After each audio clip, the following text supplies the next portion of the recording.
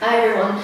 Now I'm going to I'm going to go through the key pointers to doing the kettlebell push press.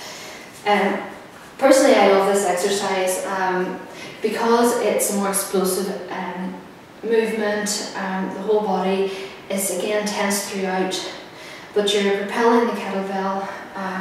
You're actually bringing the legs into the movement now. Although in the military press everything is tense, the legs are actually helping you this time, providing that almost acceleration to the kettlebell, and then you're following through with the arm.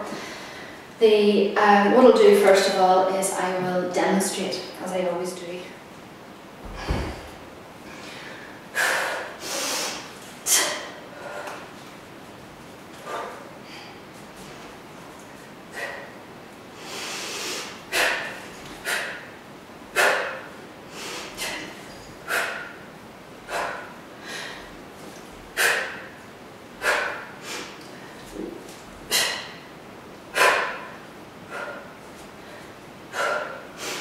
So the key pointers to this exercise are that, again, you want to create a body tension throughout the glutes and the core, and in order to protect both the back, and it also helps with actually performing the exercise efficiently and helping to stabilise everything.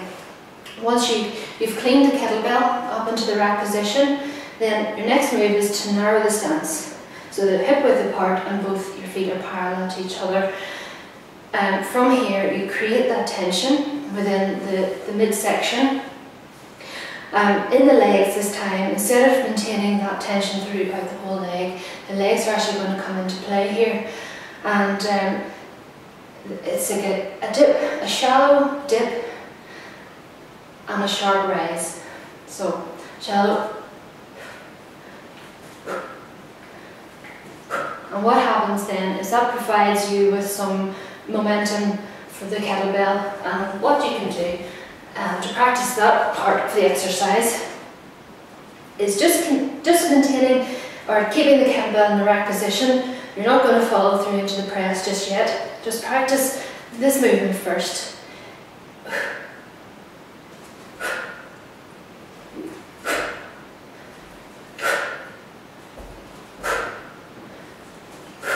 And you can see that just with your legs alone, the kettlebell starts to bounce a little bit. And that's the momentum that you want to get. It's not a squat. You're not looking to actually squat down. It's just a dip and a sharp rise. So shallow, sharp movement in order to provide enough energy, enough recoil, so that whenever your hips and knees are fully extended, the kettlebell can be above the head. And remembering, whenever you're extending the hips, that they are fully forward and the glutes are tight. This maintains that position whenever you have the heavy object above your head, remembering that whenever you have something heavy above your head, you're affecting your centre of gravity, so the potential for injury is very high whenever that is the case. So you want to provide as much stability from that point downwards as you can, and the best way to do that is to ground or anchor the legs. Some people actually do the push press just with the knees and the hips, and that's fine. But what I find is that if you bring the feet into place, there's so much potential energy from the ground upwards that the recoil you can get from the tendons that run in the back of the foot underneath into the muscles of the back of the leg is very high. So in order to do that, it's almost like whenever you're bouncing upwards, you're almost on your feet, on your toes. But remembering that whenever you're in that position, everything is extended, so the feet are completely flat. Once you've mastered that bounce, then you can allow the energy to propel the bell upwards, and it's not going outwards, it's not going to the side. You're wanting to keep it quite close to the head. And whenever the kettlebell is above the head, you lock out the elbow, you bring the shoulder back, and remembering that everything is tense. You can control the movement on the way down, It doesn't have to be really slow, but just as long as it's not just falling down. As the kettlebell's coming down, it's almost like you come down with the kettlebell, it lands and you stand up. I'll do a few reps and just try and observe the catch at the bottom.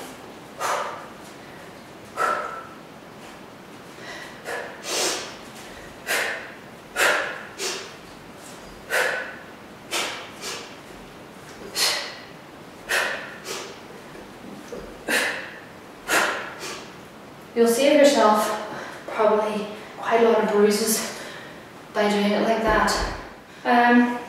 A little bit of timing there, so play around with it, and whenever the kettlebell's in this position, or in the right position, you want, just remember to keep the elbow close to the side. It's almost like the arm is wrapping around the ribs and the kettlebell is part of that. And whenever the energy is coming up, it's coming to your chest, and the chest is then passing it onto the arm, and then the arm is able to pass it on up and lift the kettlebell. So whenever I see people who are like, and it's here, and before long this is going to fatigue, your arm's going to fatigue, and you're like going to the side to try and compensate for that, keeping the arm snug to the side. The whole tip of keeping the forearm on the chest whenever you're waiting for the energy, coming from the bottom, is quite good in preventing bruises, because whenever I always did push presses, it was basically the only exercise that ever gave me bruises on my forearm. And I was just thinking there what it was that I used to do differently, because now I don't get any bruises. And what I see other people doing in our classes, people who are just inexperienced and maybe haven't the awareness of their body just yet, is the elbow is close to the side, but the forearm isn't resting onto the chest, and because of that, the kettlebell actually just rests on the forearm. Whereas if the whole arm is against the chest, then your kettlebell actually rests more into the crook of the bent arm, so it's spreading the weight throughout the forearm and the bicep, and then it's a lot more stable base. So whenever you push up, the chest comes up, it's pushing all of it up rather than just the kettlebell on the forearm, and it's sort of forcing it right into the kettlebell. And that must have been why I was getting all those bruises, and that's why I don't get them anymore. So I think that's a good tip to remember. So basically, that's the push press. The kettlebell you have is too heavy to do a straight military press, then try the push press instead, and then keep going back to a military press, keep practicing your technique, and you'll get there. I promise you will get there, because I used to be in exactly the same boat, and now I can push press. I think I push press at 20 or something in one of my workouts. So it can be done, and you will surprise yourself with your own strength and your own ability if you keep persisting with these exercises. And you will see that in other exercises it all comes together, because there's different combinations that you use.